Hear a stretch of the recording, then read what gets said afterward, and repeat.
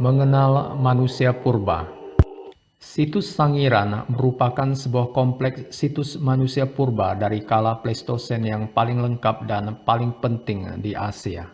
Situs Sangiran merupakan suatu bukit raksasa yang berlubang di puncaknya karena erosi, sehingga menampakkan berbagai lapisan batuan yang mengandung fosil-fosil manusia purba dan binatang, termasuk artefak.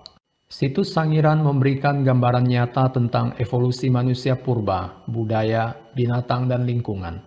Beberapa fosil yang ditemukan telah diendapkan tanpa terputus selama lebih dari 2 juta tahun. Situs Sangiran ditetapkan sebagai warisan dunia pada tahun 1996 oleh UNESCO.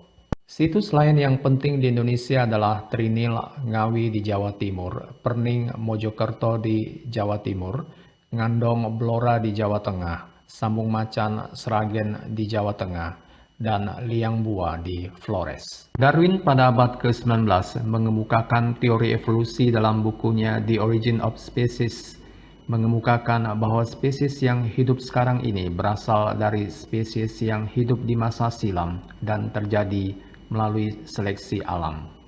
Salah satu teori yang paling banyak diterima adalah evolusi manusia dari Australopithecus africanus, Homo habilis, Homo erectus, Homo neanderthalensis, dan Homo sapiens.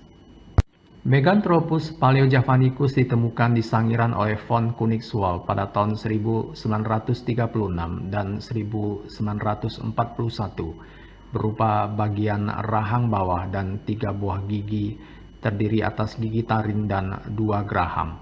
Makanannya adalah tumbuhan. Makhluk ini berasal dari lapisan Pleistosen bawah yang sampai sekarang belum ditemukan perkakasnya. Ciri dari Meganthropus paleojavanicus adalah memiliki tulang pipi yang tebal, otot rahang yang kuat, tidak memiliki dagu, memiliki tonjolan belakang yang tajam, memiliki tulang kening yang menonjol, memiliki perawakan yang tegap, memakan tumbuh-tumbuhan, dan hidup berkelompok dan berpindah-pindah.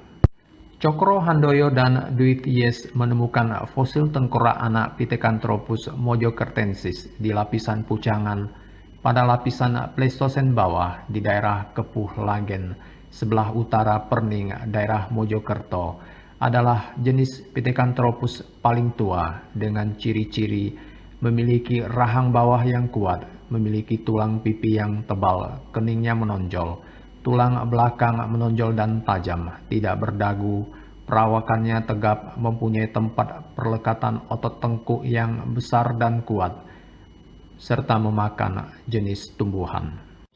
Jenis Pithecanthropus ini paling banyak jenisnya ditemukan di Indonesia.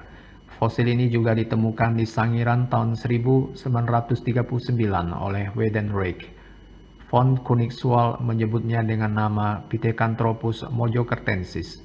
Penemuannya pada lapisan Pleistosen bawah yang ditemukan di Mojokerto antara tahun 1936 sampai 1941.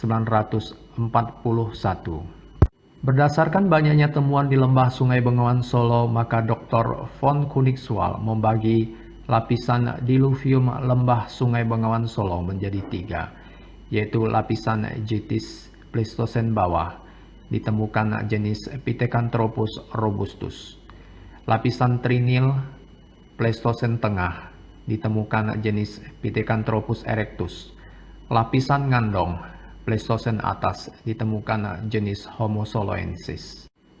Pithecanthropus erectus adalah fosil yang paling terkenal, temuan Du Bois tahun 1890 sampai 1892 di Kedung Brubus dekat Madiun dan di Trinil dekat Ngawi. Temuannya berupa rahang bawah, tempurung kepala, tulang paha, serta geraham atas dan bawah. Berdasarkan penelitian para ahli, Pithecanthropus erectus memiliki ciri tubuh sebagai berikut. Berjalan tegak, volume otaknya melebihi 900 cc, berbadan tegap dengan alat pengunyah yang kuat, tinggi badannya sekitar 165 sampai 170 cm. Berat badannya sekitar 100 kg. Makanannya masih kasar dengan sedikit dikunyah. Hidupnya diperkirakan 1 juta sampai setengah juta tahun yang lalu. Hasil temuan Pithecanthropus erectus ini oleh para ahli purbakala dianggap sebagai temuan yang amat penting, yaitu sebagai revolusi temuan-temuan fosil manusia purba yang sejenis.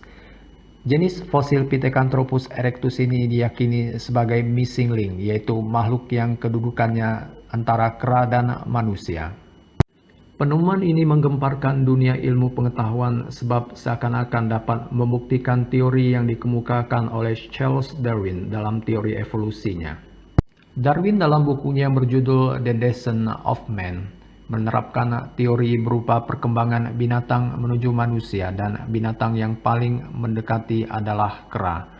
Hal ini diperkuat penemuan manusia Neanderthal di Jerman yang menyerupai kera maupun manusia. Fosil Pithecanthropus dubois yang ditemukan di Sangiran pada tahun 1939 oleh von Koenigswald yang berasal dari lapisan Pleistosen bawah. Fosil Pithecanthropus soloensis adalah manusia kera dari Solo yang ditemukan oleh Koenigswald, Open North, dan Terhar tahun 1931 sampai 1933 di Ngandong, tepi Sungai Bengawan Solo.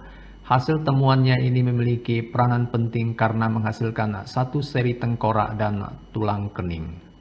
Homo wajakensis ditemukan di Wajak Tulung Agung pada tahun 1889 ketika von Richthofen menemukan beberapa bagian tengkorak. Temuan ini kemudian diselidiki oleh Dubois yang kemudian disebut Homo wajakensis. Lapisan asalnya adalah Pleistosen atas, termasuk ras Australoid dan bernenek moyang Homo soloensis, serta menurunkan penduduk asli Australia. Oleh von Koenigswald, Homo wajakensis dimasukkan dalam Homo sapiens atau manusia cerdas sebab sudah mengenal upacara penguburan. Homo soloensis ditemukan oleh Terhar dan Open North di Ngandong pada tahun 1931 sampai 1932. Mereka menemukan 11 tengkorak fosil Homo soloensis di lapisan Pleistosen atas yang kemudian diselidiki oleh Koenigswald dan Weidenreich. Berdasarkan keadaannya, jenis ini bukan lagi kera tapi sudah manusia. Homo sapiens berasal dari zaman Holocene. Bentuk tubuhnya sudah menyerupai manusia sekarang. Mereka sudah menggunakan akal dan memiliki sifat seperti yang dimiliki manusia modern. Kehidupan Homo sapiens sederhana dan masih mengembara. Ciri-ciri Homo sapiens: volume otaknya antara 1000 sampai 1200 cc, tinggi badan antara 130 sampai 210 cm. Otot tengkuk mengalami penyusutan, alat kunyah dan gigi mengalami penyusutan, muka tidak menonjol ke depan, berdiri dan berjalan tegak, berdagu dan tulang rahangnya biasa, tidak sangat kuat. Homo sapiens dianggap menurunkan berbagai manusia, yaitu ras Mongoloid, Kaukasoid, dan Negroid. Berkat kemajuan bioteknologi, dapat diketahui bahwa manusia modern mempunyai DNA yang berbeda dari DNA kera dan juga manusia purba, sehingga dapat disimpulkan bahwa manusia modern bukan berasal dari mereka. Teori evolusi manusia masih terus dipelajari yang pada akhirnya akan menjawab misteri asal-usul manusia modern.